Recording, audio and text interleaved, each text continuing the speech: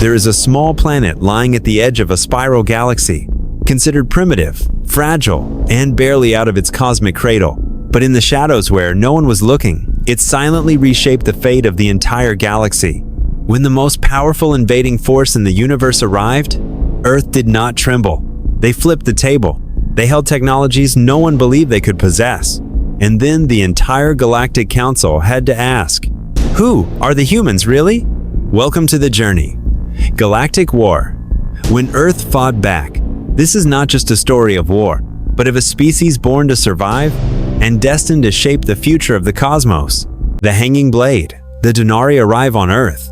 Above Earth's deep cerulean skies, the warships of the Donari Empire hung motionless sleek, silver leviathans suspended like blades poised to fall. They did not advance. They did not fire. They simply existed, silent, watchful, like death itself awaiting a signal. From the command deck of the unyielding fist, Supreme Commander Kang stood tall, his back ramrod straight, arms clasped behind him like a sculpted statue of authority. Before him, the image of Earth filled the main screen, swirling blue and green marble wrapped in delicate clouds. The ridge of metallic scales along his jaw shimmered under the interface light, catching the cold gleam of alien technology. His voice was low, calculated, devoid of emotion. Another primitive world, ripe for harvest, he said. Still burning fossil fuels. At least 2 centuries behind us technologically. Standing beside him, Officer Kim, the ship's second-in-command, was less certain. Her eyes flicked across streams of reconnaissance data flooding in from orbiting scout drones. "We've detected anomalies, sir," she said, voice measured but insistent. "Their communication networks indicate they've survived multiple extinction-level events. And more curiously," she paused, pulling up encrypted feeds. "Their entertainment media is saturated with narratives of alien invasions, planetary defense strategies, and interstellar conflict. It's as if they've been preparing for this." Kang let out a derisive scoff. He waved a clawed hand as though brushing away an insect. All developing species imagine monsters in the stars long before they meet them. It's evolutionary psychology, instinctive paranoia. But Kim persisted. "Our deep scans reveal energy signatures that don't align with their publicly known technologies. It's almost like they're hiding something?" Kang interjected, turning away from the screen, his voice sharp with contempt. "These humans have yet to step foot on their nearest planet. And you think they pose a threat to the Donari Empire?" His voice grew colder. "We have crushed resistance across 37 star systems. This will be the 38th. Without hesitation, he issued the order. "Commence standard planetary subjugation protocol. Prepare to broadcast a planetary ultimatum." Across the upper atmosphere, the Donari ships began to stir. No longer still blades, they glided forward like sharks sensing blood in water. Below, the people of Earth carried on in blissful ignorance, unaware that a storm had awakened above them, a storm born of silence and war, an ancient cosmic hunger, the ultimatum, and an unexpected refusal. Across every corner of Earth, screens flickered to life in unison. Television sets in quiet living rooms, digital billboards in Times Square, office monitors in corporate towers, smartphone screens held by curious hands. All were suddenly hijacked, no warning, no delay. The signal was clean, uninterrupted, and the face that appeared chilled the blood of all who saw it. A foreign visage-cold, inhuman-scaled silver skin gleamed under artificial light.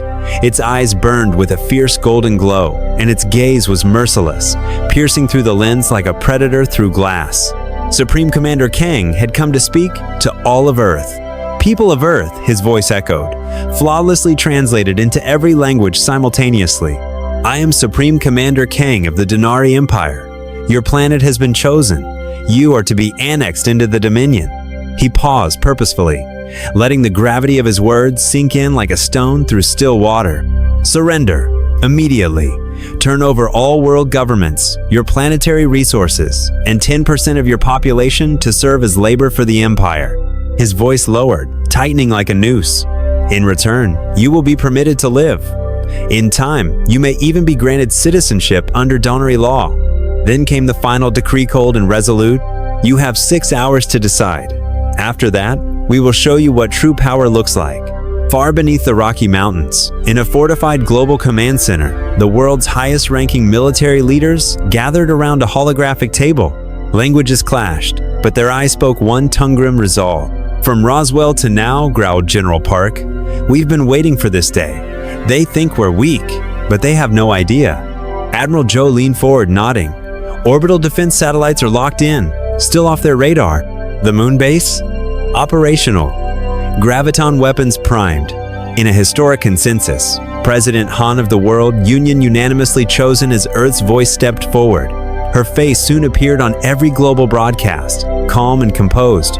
"To the Donari Empire," she said firmly, "we reject your ultimatum. Withdraw immediately. This planet does not yield." Back aboard the unyielding fist, Kang erupted into laughter deep, cruel, echoing through the chamber. They refused? This primitive world dares defy an empire? Officer Kim studied the response logs carefully. Their reaction, it's coordinated, focused, not the chaos we've seen on other worlds. Kang's smirk twisted into contempt. Last gasps of the weak. Empty gestures of defiance. He turned toward the tactical officer. "Target an uninhabited island. Show them the cost of arrogance." A searing beam split the sky. Moments later, an entire island vanished from satellite maps erased in a blaze of blinding light. Kang's grin returned, sharp and cruel. "Now, replay the message." But before it could begin, a shrill alarm wailed through the ship. Lights turned red. Tactical holograms flickered. Officers scrambled. Something unexpected had awakened. Something Earth had kept hidden. The ultimatum and an unexpected refusal. Across every corner of Earth, screens flickered to life in unison. Television sets in quiet living rooms, digital billboards in Times Square, office monitors in corporate towers, smartphone screens held by curious hands. All were suddenly hijacked, no warning, no delay. The signal was clean, uninterrupted, and the face that appeared chilled the blood of all who saw it. A foreign visage-cold, inhuman-scaled silver skin gleamed under artificial light. Its eyes burned with a fierce golden glow, and its gaze was merciless, piercing through the lens like a predator through glass. Supreme Commander Kang had come to speak to all of Earth. "People of Earth," his voice echoed, flawlessly translated into every language simultaneously. "I am Supreme Commander Kang of the Donari Empire. Your planet has been chosen. You are to be annexed into the Dominion." He paused purposefully, letting the gravity of his words sink in like a stone through still water. "Surrender, immediately. Turn over all world governments, your planetary resources, and 10% of your population to serve as labor for the Empire." His voice lowered, tightening like a noose. "In return, you will be permitted to live. In time, you may even be granted citizenship under Donari law." Then came the final decree, cold and resolute. "You have 6 hours to decide. After that, we will show you what true power looks like." Far beneath the Rocky Mountains, in a fortified global command center, the world's highest-ranking military leaders gathered around a holographic table. Languages clashed, but their eyes spoke one tongue-grim resolve. "From Roswell to now," growled General Park, "we've been waiting for this day. They think we're weak, but they have no idea." Admiral Joe leaned forward, nodding. "Orbital defense satellites are locked in, still off their radar. The moon base? Operational. Graviton weapons primed." In a historic consensus, President Han of the World Union unanimously chosen as Earth's voice stepped forward. Her face soon appeared on every global broadcast, calm and composed. "To the Donari Empire," she said firmly, "we reject your ultimatum. Withdraw immediately. This planet does not yield." Back aboard the unyielding fist, Kang erupted into laughter deep, cruel, echoing through the chamber. They refused? This primitive world dares defy an empire? Officer Kim studied the response logs carefully.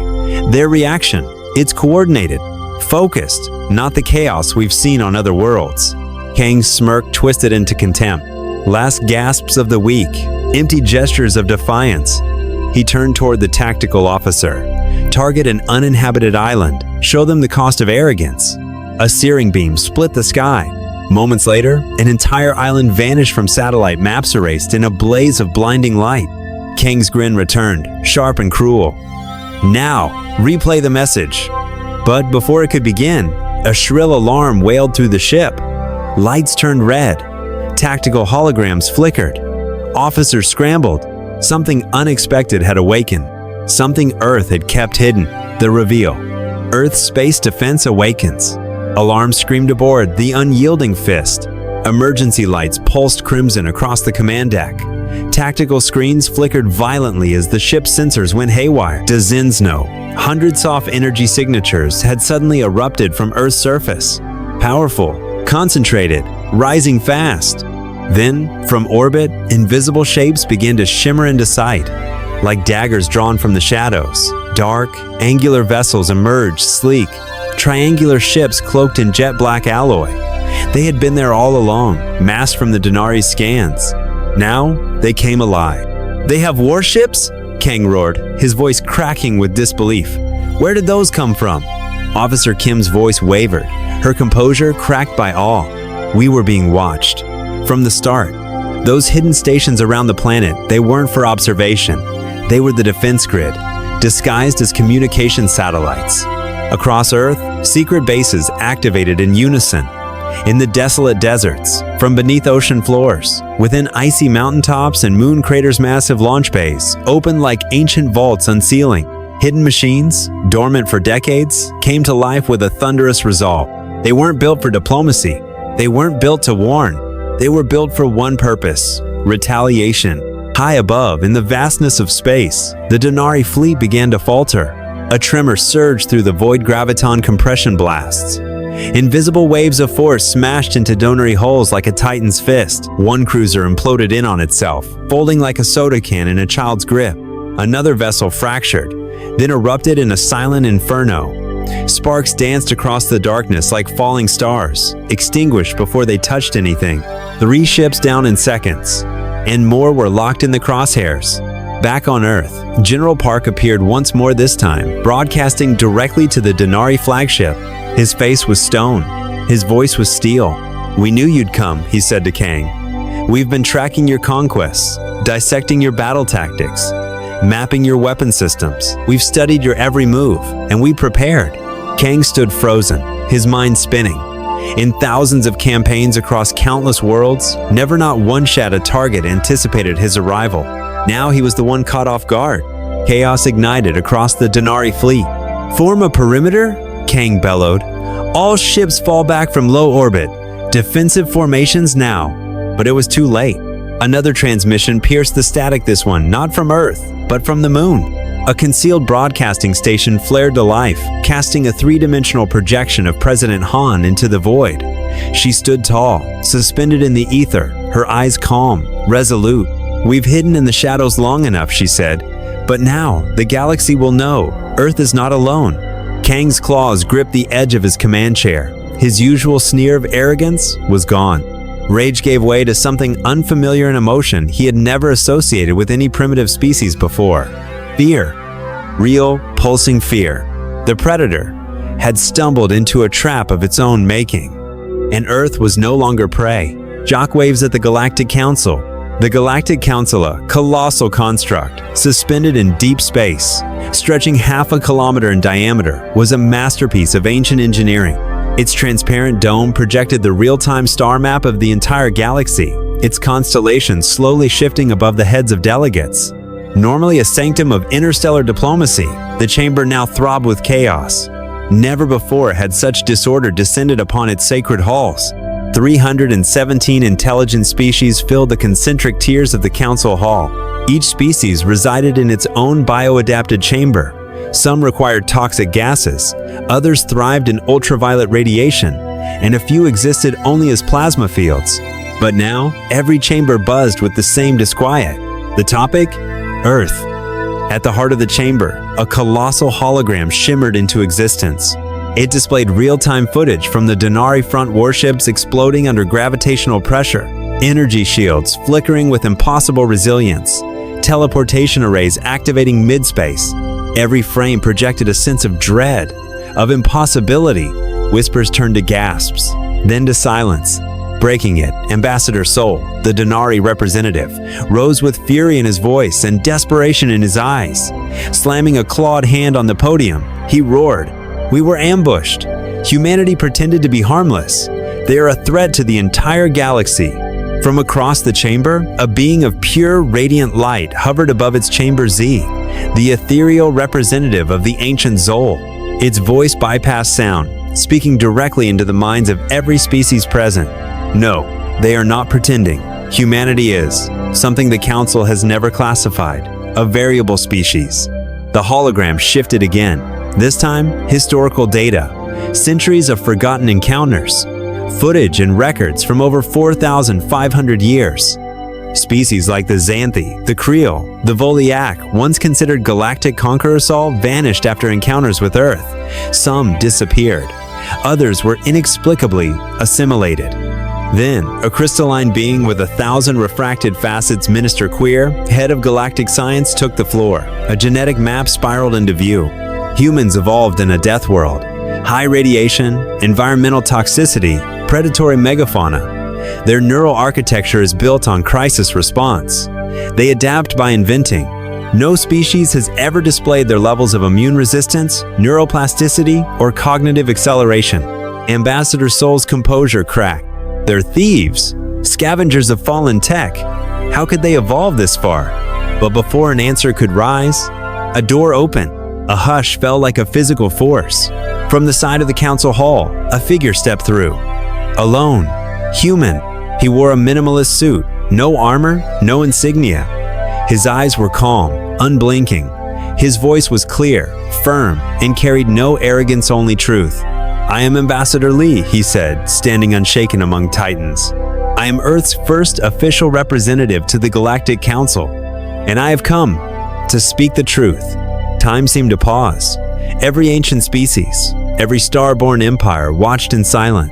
No one had expected that the moment which would shake the galaxy's foundation would begin with a single human standing alone before the judgment of the cosmos. The second wave and the rise of the colonies. 3 days had passed since Earth's shocking counterattack, but peace was never expected. The blackness of space once again thickened above Earth. This time, not with silence, but with vengeance. A massive second wave had arrived. 80 capital ships surged through the system like a steel tsunami. Donari reinforcements, towering vessels bristling with weaponry, led by the flagship Imperial Dawn, commanded by none other than Admiral Juna, legend in the Donari war hierarchy, a warlord who had never tasted defeat across 12 star systems.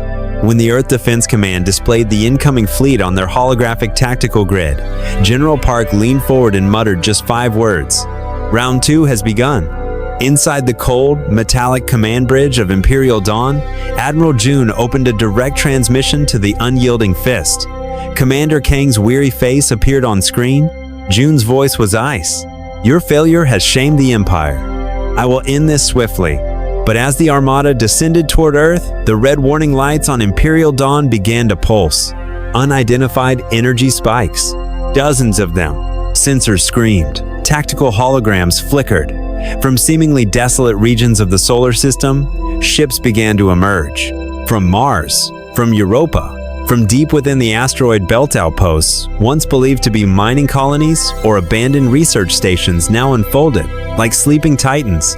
Hidden military installations revealed themselves, bristling with orbital cannons, graviton warheads, and long-range disruptors. And from within them, ships launched. Not alien vessels, but human warcraft, sleek and dark. Their hulls bore Earth's flag, alongside symbols of allied factions long thought dissolved. They moved like wraiths through space, striking fast, precise surgical hits aimed not to destroy, but to cripple. Communications blacked out, engines stalled, sensor arrays fried. This wasn't war. This was a hunt. Inside the Donari flagship, Admiral June's voice shattered the stunned silence. "Impossible. They have colonies?" The tactical officer turned, panicked. "Worse, sir, they have independent fighting forces spread across multiple planets." The horror settled like frost. From deep beneath Earth's surface, President Han reappeared on a worldwide broadcast, her face calm, her words seismic. "We did not only prepare for invasion," she began. "We prepared for continuity. Since 1970, reverse-engineered alien technology has been used to establish hidden colonies beyond Earth. We have human presence on Proxima Centauri. Should Earth fall, humanity will endure." Gasps echoed across the galaxy. The Donari had believed they were the hunters. But now, in the familiar shadows of a system they thought they understood, they were the prey. And the humans? They were no longer fighting for survival. They were fighting for dominance, the forbidden weapon, and a historic decision. Inside the high command bridge of the Imperial Dawn, tension coiled like a live wire. The tides of battle had shifted. Against all logic, all precedent, humanity was winning. Alarms blared softly in the background as Admiral June stood motionless, his crimson cape trailing behind him like a fading banner. The unthinkable was unfolding. The Donari conquerors of countless systems were being pushed back by a species no one had taken seriously. And then the message arrived. A direct order from Emperor Gil himself, voice encoded in the Imperial frequency. Deploy the Novosphere, erase the planet. Gasps froze in every chamber. The Novospheria planetary annihilation device, banned after the horrors of the Zenith Wars. A weapon so catastrophic it had been sealed away by mutual accord among empires, condemned even by the most ruthless conquerors. Admiral June clenched his fist. His voice trembled not from fear, but from restrained fury. He wants to destroy the entire planet, even in defiance of the Galactic Council? The tactical officer, pale with dread, nodded. Yes, Admiral, the Novosphere is en route. Target, Earth. June was silent. He had served the Empire since birth. A son of war, a loyal blade of the throne. But today, as Earth's blue oceans shimmered on the main screen, and transmissions of terrified children, mothers, and resistance fighters filled the feed, he faced a choice no soldier ever wants to make. Obey or protect. He turned to the crew. This is Admiral June, he declared. Effective immediately, I invoke tactical reversal protocol under Code Sovereign 4. A pause. All Donari ships, reorient and open fire on the Novosphere transport. This is not a drill. Across the fleet, commanders hesitated. This was treason. But June's command was legal under extreme contingency. And more importantly, it felt right. 3 warships complied. In the vast emptiness of space, energy beams lanced through the dark. The transport ship carrying the Novosphere cracked, then detonated. A pulse of violet-blue light erupted. Silent, cosmic, final. It tore through the darkness like judgment. The weapon was gone. At the Galactic Council, shockwaves rippled across species lines. Data from the blast fed into every console. Elder Yan stood tall, his ancient eyes glittering. Admiral June has destroyed a forbidden weapon, he proclaimed. This is not betrayal. This is honor. And it is time for the Council to intervene. Within hours, a united peace armada was launched. 12 species, dozens of cruisers. Their mission, not war, but containment. Diplomacy, prevention of mass extinction. Back on Earth, command centers held their breath. Tactical displays flickered. Fleet movements updated. And then, a miracle. The Donari fleet was retreating. No bombardments, no fire. Just a slow, solemn withdrawal. For the first time since the skies darkened, Earth knew silence again. June had broken the Empire's laws. But in doing so, he bought humanity time and gave the galaxy its first real hope for peace. From enemies to allies, the war ends. 6 months had passed since the Novosphere was destroyed in the void of space. And now, for the first time in millennia, the Grand Hall of the Galactic Council was at full capacity. Not a single chamber was vacant. From ancient aquatic civilizations to radiation-bound hive minds, from gas-borne species to crystalline intellects, they all had come. History was about to be rewritten, and every world knew it. At the heart of the assembly stood 2 figures. 1. Emperor Gil, now stripped of title, his ornate armor gone, replaced by a humble gray tunic. No crown, no empire, just a man bearing the weight of irreversible failure. Beside him, Admiral June, once the iron hand of the Donari Empire, now bowed not in defeat, but in humility. Before them stood Elder Yan, whose voice echoed across the chamber with solemn clarity. The Donari Empire is guilty of 3 high crimes: unauthorized interstellar invasion, the attempted use of a forbidden weapon, and the violation of sentient autonomy. The recommended sentence: permanent exile to Torvis. A hush descended. Torvisa, dead world. A hostile wasteland. No creature had survived there longer than a decade. Shock rippled through the assembly. Even the most warlike races fell into murmurs.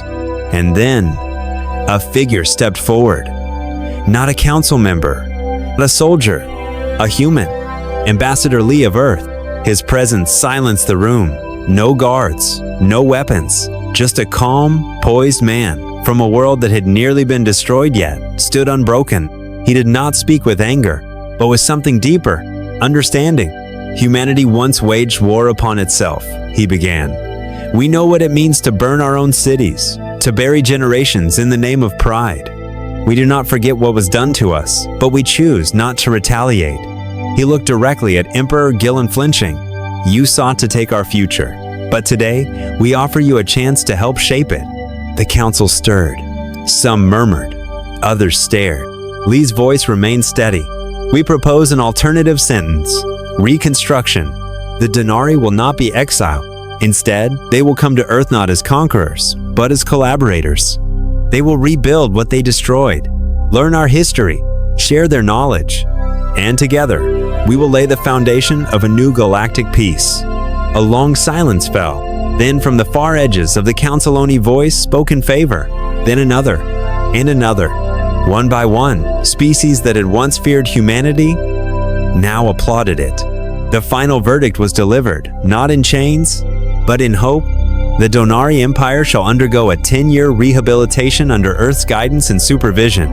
As Emperor Gil and Admiral June stepped out of the chamber beside Ambassador Lee, they walked not in shame, but in transformation. The galaxy watched, no longer with hatred, but with a fragile, rising belief that enemies could become allies. And from the ruins of war, a new civilization could rise. Earth becomes the galactic nexus. 3 years had passed since the war. The skyline of New York City no longer mirrored the old world. Towering among its steel and glass was a new monument to peace, the Galactic Embassy. Rising from the heart of the former United Nations Plaza, it stood as a beacon of interstellar unity. Within its crystalline halls, over 80 species from across the stars now gathered, each with their own languages, biologies, and beliefs, but united under the banner of a new interplanetary alliance, the Terran Cooperative. Banners representing 23 worlds swayed gently alongside the blue and white flag of Earth. This was no ordinary day. Today marked the opening session of the first Interstellar Summit, with Earth as the political, scientific, and cultural center of the galaxy. From the main podium stood President Bakons, a humble leader of a mining colony, now elected as Earth's global representative. His voice rang clear, confident. We do not gather here today as conquerors or the conquered. We gather as survivors, as learners, and as builders of a new tomorrow. Applause followed, not thunderous, not triumphal, but reverent. Among the delegates sat a familiar figure, Admiral June. No longer clad in armor, he now wore the robes of a cultural envoy. His expression was solemn, reflective, as he listened with eyes that had seen the worst of war and now glimpsed the promise of peace. President Bak continued, "Our first joint initiative will be the Galactic Science Academy, headquartered here on Earth, a place where researchers from every civilization can share knowledge, technology, and hope." Already, post-war collaboration had yielded astounding breakthrough cures for ancient diseases, unlimited clean energy, and the first steps towards safe interstellar migration. Once dismissed as a primitive death world, Earth had become the cradle of cosmic progress. At the Galactic Council, Elder Yanhi's presence, now synonymous with wisdom, stood before the assembly. He spoke the words that would echo across time. From this day forward, all intelligent life must first be approached with peace, no matter their level of technology. Earth has taught us resilience, creativity, and compassion are mightier than any weapon. And then, with a unanimous vote-tone not seen in centuries, Earth was officially designated Nexus World, the central node of interstellar civilization. No longer observed, no longer underestimated, Earth had become the heart of a galaxy ready to learn, a new threat. From beyond the galaxy, on a small island in the middle of the Pacificons, reduced to ash by the first devastating strike of the Donarino, stood a monument to memory and resilience, the Galactic War Museum. Millions visited from every corner of the galaxy, drawn to the site where Earth's darkest moment had given birth to its greatest legacy. At the center of the plaza, etched deep into black stone, were words that resonated across species. Humanity's greatest strength was never its technology, but its ability to rise after every fall. But above this place of reflection, on the museum's highest floor, a different truth was beginning to take shape. In a secured observation lab, Dr. Hamno, the lead scientist of Earth's interstellar research delegation, pointed to a trembling waveform dancing across a holographic screen. "We've intercepted a signal," he said, his voice taut. "It's not from our galaxy, and it's coming faster than we thought." Beside him stood former Admiral June, his expression dark as he analyzed the strange patterns. They pulsed in irregular frequencies like echoes from a dimension not yet known. "This isn't Donari tech. It's nothing we've seen. No species has ever logged anything like this." Immediately, a classified transmission was sent out. High above, the unified Peace Armada fleet, representing a dozen civilizations, began forming ranks. But this time, they did not mobilize to wage war. They moved to investigate the unknown. Inside Earth's Global Coordination Center, Ambassador Lee stood beside Elder Yan, gazing through a reinforced glass dome into the sky, streaked with aurora-like flows from the orbital ports. Yan, ever the oracle of caution, turned and asked, "Do you believe humanity is ready? If this truly is a threat?" Lee smiled, calm, resolute. "We've been ready for a long time, but this time, we are not alone." And far beyond known space, at the edge of the galactic frontier, a cold ripple of energy black, silent, ancient touched the boundaries of reality itself. It twisted the laws of gravity, bent light, warped time, and from the cosmic abyss, something began to emerge. A silhouette, a shadow larger than planets. Not machine, not flesh. Something else. Something never meant to be found. No species could name it. No star map marked its origin. But every sensor agreed on one thing. It was coming. And Earth, the beacon of peace, the hub of knowledge, the center of galactic unity, would be the first to face it. As humans, Donari and all once warring races now stood shoulder to shoulder. One question echoed across the stars. Has the real enemy never come from within this galaxy, but from something far older? The war had ended, but the story of the galaxy was just beginning.